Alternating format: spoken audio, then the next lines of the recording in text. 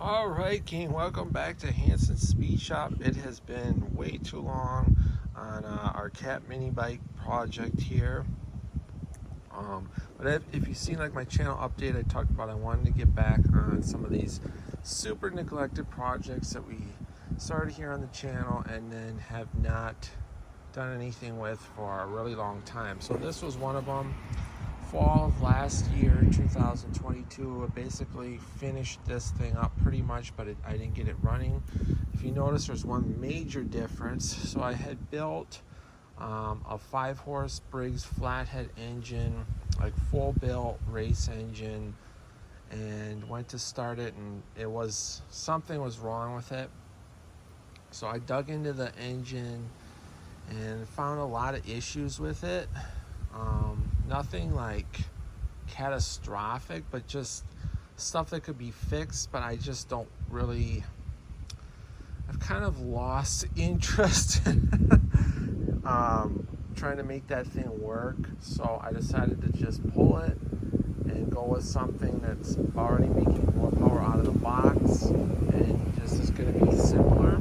So I went to Harbor Freight, got this brand new engine. I honestly didn't even know that they had this out, kind of out of the loop, I guess. The last time I was in Harbor Freight, I seen that they had a 224cc, like a high performance version of the 212. Now they have this full race version of the 212. So the reason I went with this is just because pretty much everything that you'd want to do to a 212 to soup it up, it's already done on this. It's got like a Mikuni style carburetor.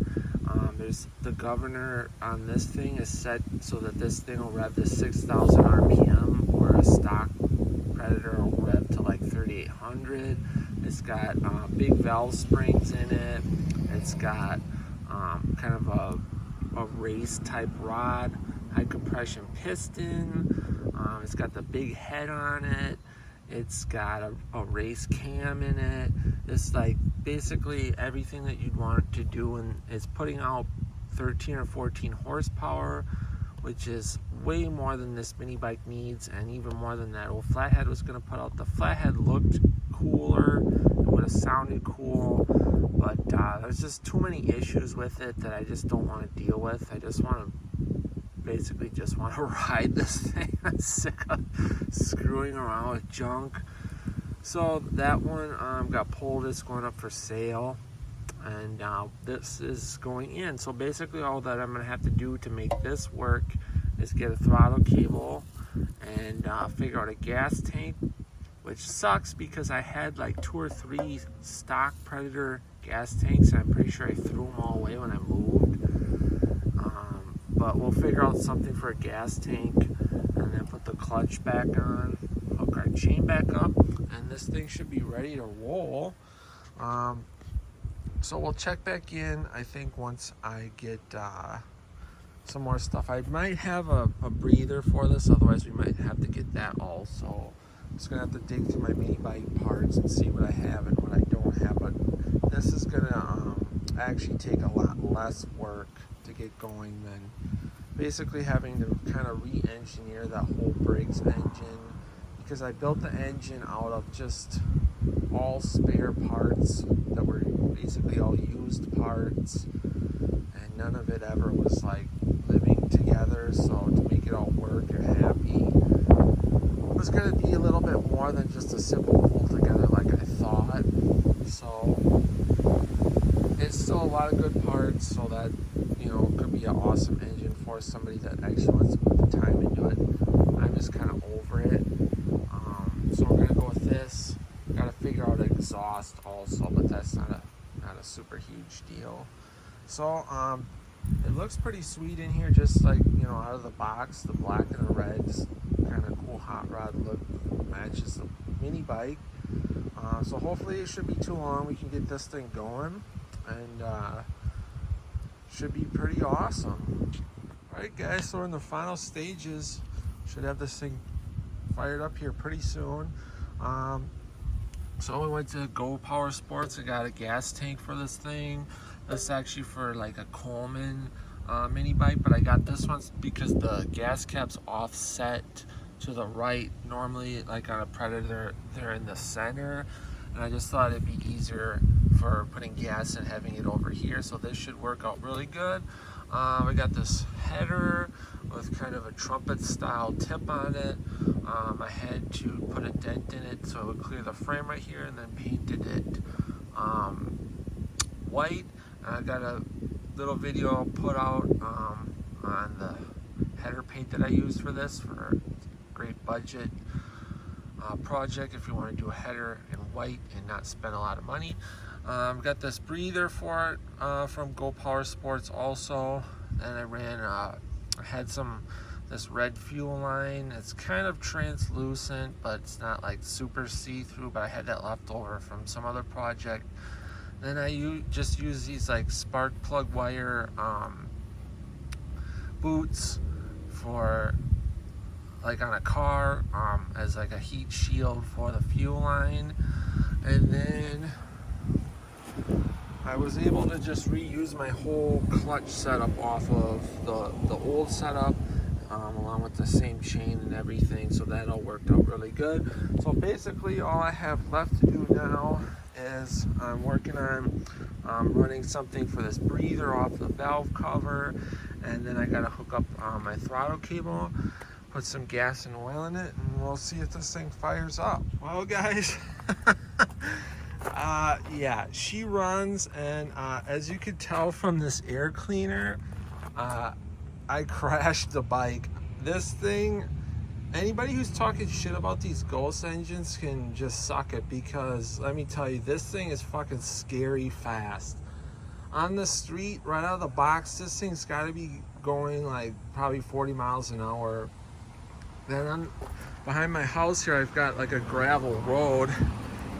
From a rolling start, I gave it full throttle, did about a wheelie for about 5 feet, and it just kept pulling and got out ahead of me, and I kind of tried to run it out, but I had to let the bike go. And yeah, look at my knees. And yeah, so I would not advise getting one of these engines for a mini bike for your kid, because it's a lot of power, especially for a little bike like this.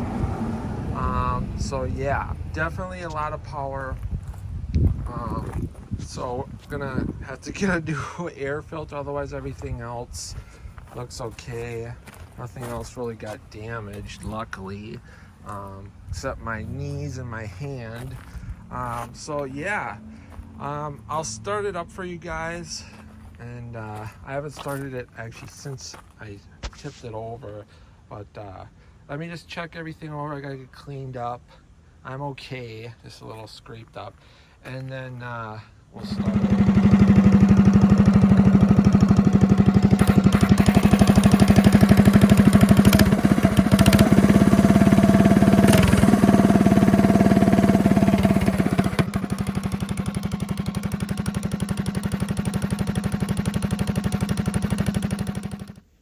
Alright guys, so I just wanted to kind of wrap this video up. So just kind of a clarification with when I crashed the bike. First of all, this mini bike has a Hillard Inferno race clutch in it. So with that clutch, it's got a built-in stall, and you pretty much have to rev this thing up. I couldn't say an exact RPM, but it's pretty much like a little bit over a quarter throttle before the bike will actually move at all. And then once it does, it's pretty much locked up, and you're moving, really fast, like kind of right off the get-go. It doesn't really have to wind up like a normal setup would. Number two, it was the first time I rode this mini bike, and I wasn't really used to this much power, and I didn't really know the limitations of everything, so I kind of just wasn't really using my head too much.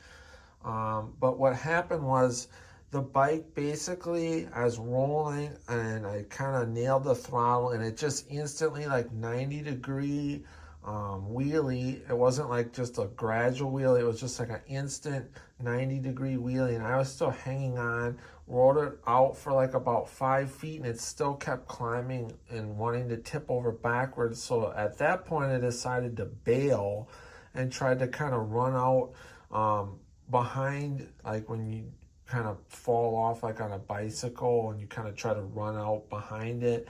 But the mini bike had so much momentum to it, it just kind of shot out from under me, and I decided at that point to let go, and I kind of like face planted, and the mini bike stood up, bounced off of the back of the frame kind of on this area, and then it went back down onto the front wheel and then flopped over. And then luckily these air cleaners, basically I think they're made to kind of crush in. I kind of pulled it back out, but it crushed all the way in, and I think that kind of absorbs the whole impact if you ever do have something like that happen, instead of your carburetor and intake taking the brunt of the fall, and then the grip kind of took the rest of it. That's fine. The air cleaner just crushed in, but that's a cheap, easily replaceable thing. Nothing else was wrong. I've rode the bike like at least 2 or 3 more times since then, and still have not gotten to the top end of this motor. So this thing's got a 6,000 RPM rev limiter on it, and I haven't even hit that yet because I just don't have enough room around here to ride it and really open it up without having to worry about traffic or anything like that.